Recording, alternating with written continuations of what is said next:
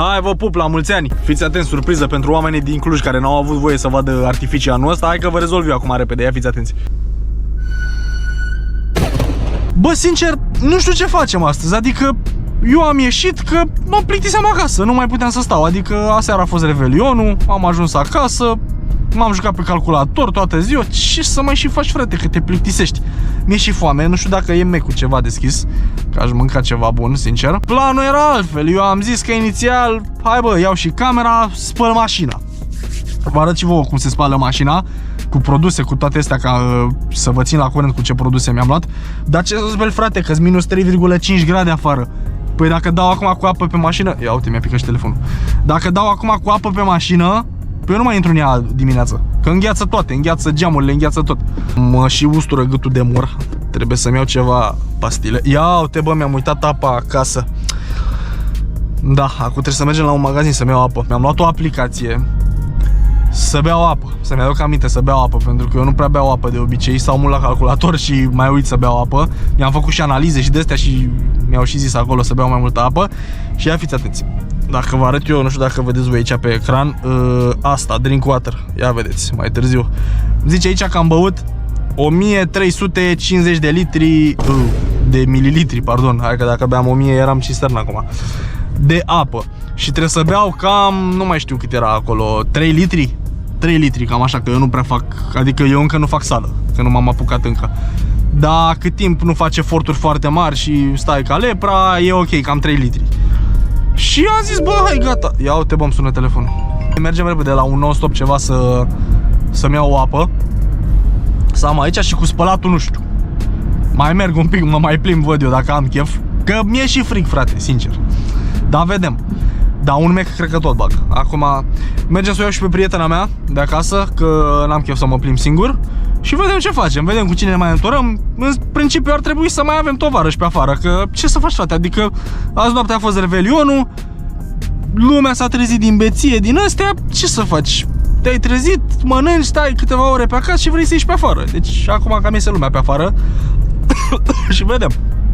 Hai, vă anunț când se întâmplă ceva, că momentan doar mă plimb și atât. Așa, bă, hai că v-am dus pe un drum de ăsta mai întunecat un pic, ca să vedeți și POV-ul de la volan, pentru că de când am luat mașina nu v-am arătat absolut nimic legat de ea. Cam așa se vede, nu-i cine știe ce, n-are mare luminițe pe aici, dar oricum, comparativ cu ochiul liber, sunt câteva butoane, uite, mai ales astea pe volan, pe care voi nu le vedeți foarte bine pentru că nu le captează camera. Dar eu sunt mulțumit așa de bord în general, că sunt foarte multe lumini pe aici, avem și niște lumini ambientale pe aici pe sub. Eu le țin pe alb de obicei pentru că și stelele de sus le țin pe alb. Și apropo de stele, că și asta mă mai întrebați. Mașina nu am luat-o cu tot cu stelele în plafon. Pentru că v-am zis, mașina, eu dacă o iau, eu o fac proiect fain, adică era deja, aș fi luat-o deja jumătate făcută, să zic așa. Și nu prea avea sens. Deci, oricum, vlogul puteți să-l vedeți, că am și filmat. Am fost cu mașina la Timișoara, am dat plafonul jos. Asta vedeți voi cum se ocupă băieții de ea. O să vă apară acum pe ecran, într-un colț pe aici, clipul cu steluțele din plafon din Timișoara. Dar oricum arată fain. Arată nebunie, oricum, eu sunt maxim satisfăcut de ele. Am și telecomanda pe aici, pe undeva prin cotieră. Am și aplicația. Au vreo 64 de culori, cam așa. Au și joc la meteoriți, mă rog, alea nu ne interesează pe noi. Acum mie îmi place cel mai mult roșu, alb, uite că dacă dau pe alb și astea arată fain, și mov. Ia uitați. Nu le-am oprit deloc până acum, deci în continuu merg cu ele, nu mă deranjează la ochi, că nu mergi până la urmă, nici dacă ai merge așa cu capul pe spate, nu sunt atât de puternice, sunt foarte soft și nu te deranjează. Au și mai multe moduri pe aici, de muzică, de mai știu eu ce alte rahaturi, nu ne interesează. Eu și dacă aș avea, uite, să zicem, și dacă aș avea lumini ambientale sau așa, eu nu sunt genul, frate, care să pună, să le dea la maxim, să facă, să sclipească, să joace pe aici, să-mi sară în ochi. Nu, frate, eu sunt genul care le lasă mult mai soft, pe sensibilitate foarte, foarte scăzută, să se vadă așa frumușel, nu știu, elegant. Nu-mi place să fie maxim, să mă rupă la ochi. Mie mi se pare că sunt foarte light, așa, adică n-ai treabă cu ele să zici că luminează aici toată caroseria, să zici că e totul roz acum de la steluțe. Nu, dar dacă te uiți în plafon sau dacă stă cineva în spate, să se vadă frumos. Așa, hai să opresc și eu încălzirea în scaunul, că nu mai pot, că am transpirat tot. Bă, uite, chiar nu știu ce să facem. Văd că s-a mai ridicat un pic ceața, dar în continuare, ia uitați, minus 3 grade. Păi îți vine să speli mașina pe frigul ăsta. Pe lângă faptul că o să îngheț, aia să zicem, că mă sacrific eu, dar o să înghețe mașina. Nu știu sincer ce să facem, doar dacă o șterg, dar și acolo e cu duș întors, că tu dacă ștergi mașina o ștergi pe caroserie, dar apa tot o să intre pe aici, pe la chedere, pe la astea, dar mă rog. Aia vedem noi. Hai să vedem dacă e mecul deschis, că aș mânca ceva, că mi-e o foame. Azi nici n-am mâncat mare lucru, că m-am săturat, frate, de mâncarea de acasă de Revelion. Cât să și mănânci, bă, aceleași mâncăruri. Eu înțeleg că e mâncarea acasă, dar asta e. Trebuie să mai și schimbi între ele. Nu știu dacă vedeți voi de ceața asta, dar în primul rând mecul e deschis. Și pe lângă că e deschis, uitați-vă coadă ce e aici. Hai că stau eu aici dacă e. Bă, ești nebun la cap. Ce asta, mă, frate? Uitați-vă și voi de ce coadă din stradă. Și coada începe de aici. Ia uitați. Și se duce până aici în față și abia acolo comanzi. Bă, e... No, eu nu pot să stau la coada asta. Deci din păcate ori ne punem pofta în cui, ori mâncăm de altundeva, dar nu știu de unde. Că peste tot e închis. Mall-ul, din câte știu, e închis și ăla. Hai să vedem măcar spălătoria asta de aici, să vedem dacă mai e lume pe aici, dacă are rost. Dar ce, bă, pe ceața asta nici n-ai ce să te bucuri. Ia să vedem. Bă, ești nebun, cred că sunt singurul om care are de gând să spele mașina. Dar ce, eu spun să o mai spăl. Nu mai, bă. E goluț, nu spală absolut nimeni mașina și nici eu n-am de gând să o fac. Da, hai să punem și noi mașina, că am mers pe EcoPro până acum. Modul sport, tată, ia uite-ți că dacă apăs și pe butonul ăsta mi-apar acele astea și îți arată câți ai putere și câți Nm folosește mașina când accelerează. Vedeți că dacă apăs acum accelerația, pe lângă faptul că îmi pică telefonul, se schimbă și ceasurile de acolo. Din păcate e ceață rău. V-aș arăta eu mai bine modul sport, dar ce să vedeți, vă, până la urmă, că e un diesel. Dacă m-am mâncat pe mine să-mi iau diesel, asta e. Dar să știți că trage. Adică o fi el diesel, o fi el obosit, dar trage, frate. Mai ales că are și puțin kilometri. Schimburile au fost făcute numai la BMW. E ce trebuie. Adică, dacă calc eu un pic aici, e ok. Ia fiți atenți unde am ajuns. Ăsta, pentru care nu sunteți din Târgu Jiu, nu știu cum să stau eu să vedeți, e tică, așa îi zice la magazinul ăsta. Bine, sunt mai multe, habar n-am cum funcționează, dar ăsta e deschis non-stop, din câte știu eu. Sau până la ore foarte târzii. Și mereu când vrei, nu știu, suc, țigări, ceva, apă, ți-i de aici. Acum s-a dus prietena mea să-și ia ceva. I-am zis să-mi ia și apă, n-am uitat, trebuie să trec aici pe aplicație. Și nu știu, că mi-e și foame, mecul e full. Nu știu sincer ce să fac. Că alte magazine nu știu dacă este deschise. Uite, mai e acolo un mini fast food ăsta, mă rog, mini fast food. E un fel de patiserie de asta. Și bine, n-am mai mâncat de aici de ani de zile, dar văd că e un om la coadă acolo. Dar nu știu, să văd, că nici eu aveam poftă strict de mec. Acum nu știu ce să fac, dar vedem, mă mai gândesc un pic. Cât timp așteptăm aici, hai să vă mai arăt un pic stelele astea, să vedem ce mai pot să fac. În primul rând, ăsta e, v-am zis, ăsta e roșu, care se potrivește cu bordul foarte bine. Deci arată fain rău de tot, mai ales în nuanța asta. Și dacă mă duc eu, fiți atenți, dacă mă duc eu aici la... unde dau, mă, meniu? Da, la settings. Și mă duc eu aici la lights și pun și luminile de aici pe clasic. Vedeți că, bine, nu se vede mare chestie, că e puțin, dar se fac și astea pe roșu. Și acum efectiv e toată mașina pe roșu. Ce mai avem? Găsi și apă? Da. Ia uitați apa. V-am zis eu că nu uit. Trebuie să dau și pe aplicație imediat. Și noi, bă, nu pot să o deschid. Așa. Experimente cu ea.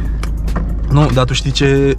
tu știi, nu-ți povesti că îmi luai aplicație de monitorizat să beau apă? Bune. Bune, haideți să dau aici, să vă arăt și cum dau. Pac, drink water. Și am băgat. Stai că mi-a dat reclama.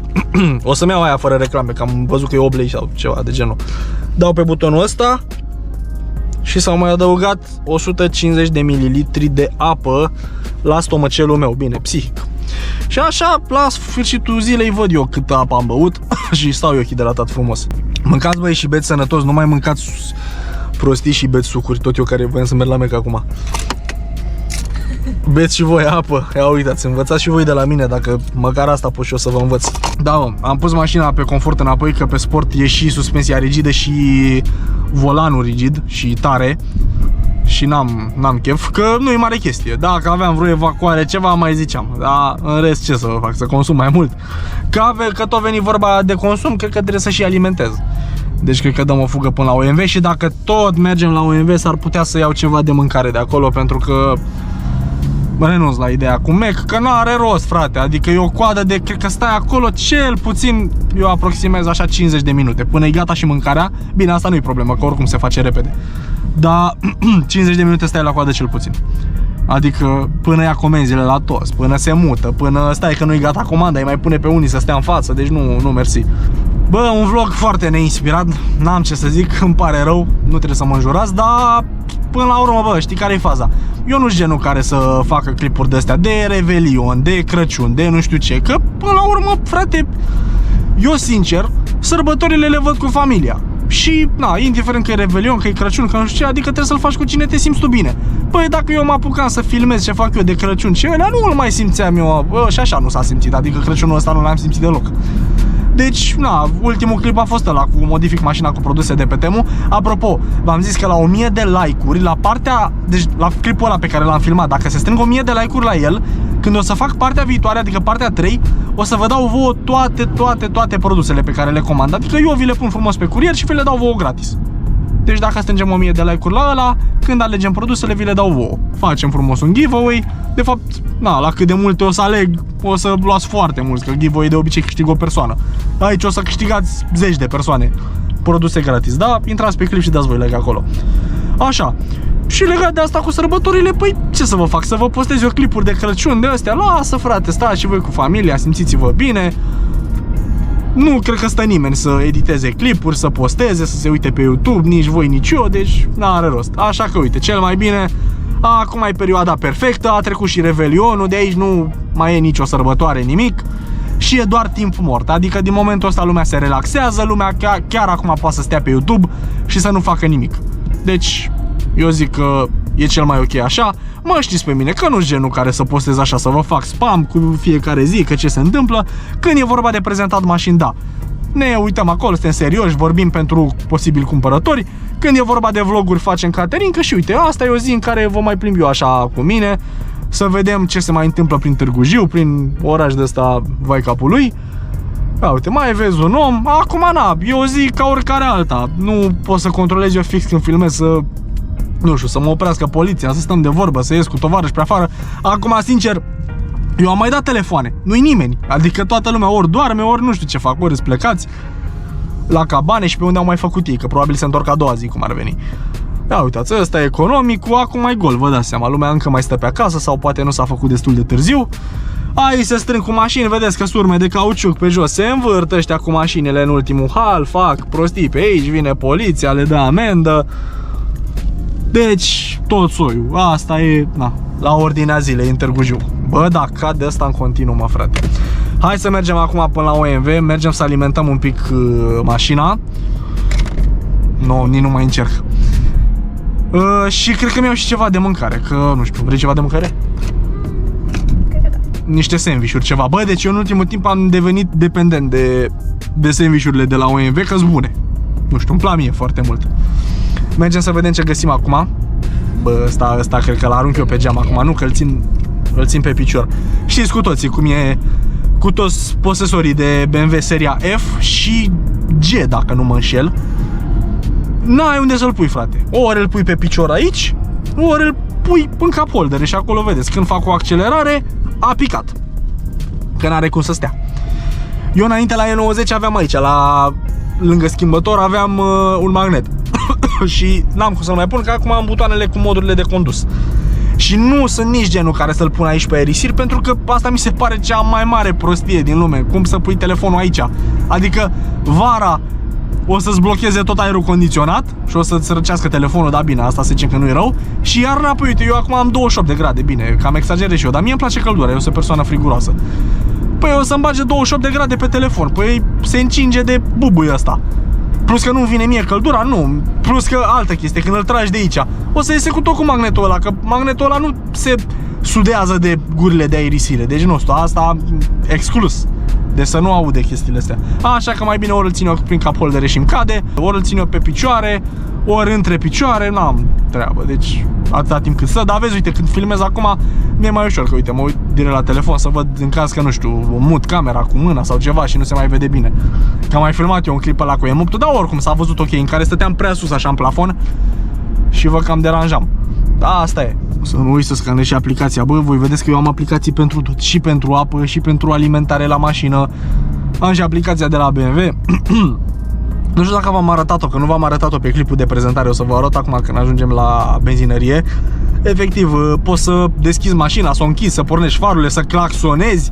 Poți să claxonezi efectiv dacă sunt în casă. Poți să dau claxon. Și claxonează singur în parcare. Nu știu de ce ai vrea asta. Mai sperii pe cineva, mai faci o farsă, dar na. E bine să știi că ai. Hai că am ajuns și la OMV, parcăm frumos aici să mănânce și mașinuța asta ceva. Uite bă ce lumină frumoasă avem aici, că nu se mai vede întunecat așa. Altceva. Mergem să luăm și ceva de mâncare, dar uitați-vă și voi ce coadă e aici, că s-au strâns toți să alimenteze fix acum. Dar nu e problema, așteptăm, uite că pleacă băiatul cu Range Rover-ul. Băgăm și noi niște motorină și cam mai e tot ce să facem. Hai să vă arăt cum se alimentează măcar. Închidem și geamul, punem mașina în parking și oprim motoarele, domne, să mergem să băgăm în ea. Vrei ceva? Ok. Așa, luăm și portofelul, cheia o las aici când n-am mare nevoie. Și hai să alimentăm. Mamă, o să ies în tricou acum, dar nu-i problemă, că ne mișcăm repede. Bag și hai să vedem dacă nimeresc 1.000.000 fix, măcar. Băgăm asta aici. Diesel, tata. Și ia uitați. Pac.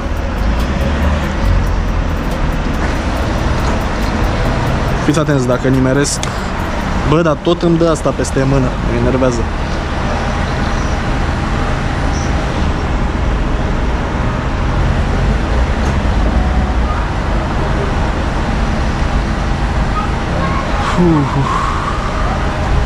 Mama, hai că a început să mă ia frigul deja.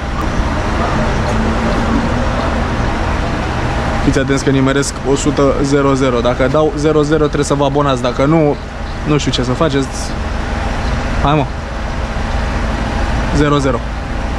Ia uite bă, am depășit cu un bănuț. Asta e bă. Dacă asta mi-e norocul, ce să fac? Dăm în sus să nu curgă pe mașină. Punem aici, punem și căpăcelul. Trebuie să facă click. Pac. Și acum gata, hai să mergem să plătim. Băieți, din păcate doar mașina am mâncat astăzi pentru că nu aveau absolut nimic de mâncare, pentru că au zis că nu se ocupă nimeni la mâncare la bucătărie acolo. Deci asta este, tot acasă trebuie să mănânc din păcate, sau mă duc la coadă la mec, văd eu una din două, dar nu vă mai țin. Am alimentat, hai să pornim și noi mașina. Uitați ce frumos pornește așa totul cu toate luminițele pe aici. Bine, acum e lumină afară și de-aia nu se vede cine știe ce. Da, uite, pornește și steluțele, e frumos. Ia uitați, a crescut și rezervorul frumos. Asta e, numai stomacelul nostru n-a crescut. Băgăm în drive, plecăm. Și asta e. Mulțumesc frumos că v-ați uitat. La mulți ani încă o dată, să fiți sănătoși. Opa. Am crezut că a pornit la mine muzica, când de fapt se dădea unul pe aici. Să fiți sănătoși, să fiți iubiți. Pregătiți-vă că anul ăsta dăm drumul la content puternic rău de tot. Adică o să se schimbe total absolut tot ce ați văzut, pentru că urmează să investim în aparatură, în camere secundare, o să fie camere pe mașini, o să fie content de ăla frumos cum vă place vouă, pentru că 2025 este anul nostru în care forțăm tot și băgăm cele mai șmechere clipuri cu mașini din toată România. Deci nu o să avem adversar mai pe scurt, o să fim de invidiat. Mulțumesc frumos că mi-ați fost alături în tot anul ăsta care a trecut acum 2024. Sper să îmi fiți alături și în continuare, mai ales cu asemenea mizerii de clipuri. Și, na, hai că trebuie să-mi pun și în centura, nu vă mai țin. Sărbători fericite dacă mai aveți în continuare și ne vedem data viitoare cu alt vlog puternic dezvoltat. Pa, pa!